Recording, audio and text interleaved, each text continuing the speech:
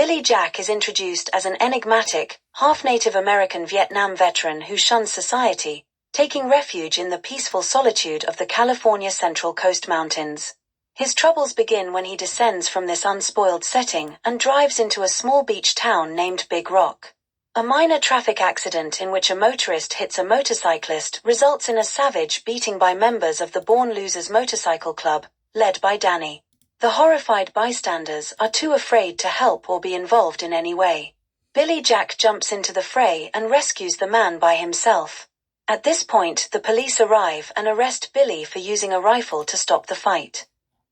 The police throw Billy in jail and the judge fines him $1,000 for discharging a rifle in public. The assaulters get a $150 fine or 30 days in jail, which leads him to sell his Jeep. He is treated with suspicion and hostility by the police.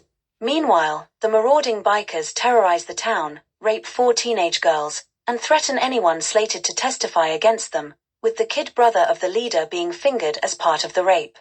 One of the girls later recants, saying she willingly gave herself to the biker gang after the gang goes to her house and turns the power off before breaking into the house to spook her. Despite the efforts of the police to get her to not recant, her mother, Jane Russell, defends her decision to not testify.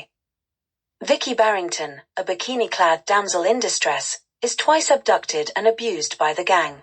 The first time, she goes along with the idea of being a biker memar if she can get drugs from her bike to take as a way to sneak up on a biker to knock him out and flee.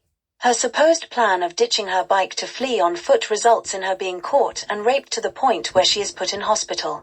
The second time, the bikers steal a cop car and try to steal her from the hideout after she agrees to testify for the trial.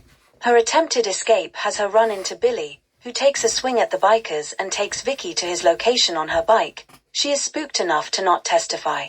The gang comes back to his place when the two are out for lunch and steal his money. Little by little, the other victims are spooked out by the bikers and ineffective sheriffs. In the night, Billy drives out to see the bikers to talk to their leader about his stolen money. He gives them until tomorrow to get it back before leaving. The next day, the bikers confront the two at a gas station. Billy fights Gangrene and beats him before getting some of the money back and taking one of their bikes.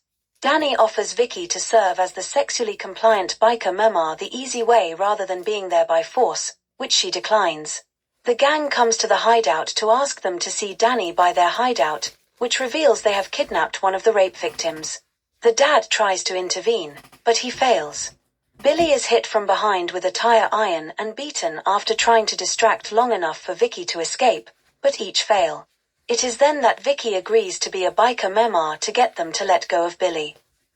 At the police station, Billy is unable to get help from the police or the local residents and must return to the gang's lair to rescue Vicky by himself, particularly when the last victim recants. Billy, armed with a bolt-action rifle, captures the gang, shoots the leader, Jeremy Slate, between the eyes in cold blood, and forces some of the others to take Vicky, who's been badly beaten, to the hospital. As the police finally arrive, Billy abruptly rides away on one of the gang's motorcycles. The anti-authority sentiment continues up to the end when a police deputy accidentally shoots Billy in the back, mistaking him for a fleeing gang member. He is later found, nearly dead, lying by the shore of a lake.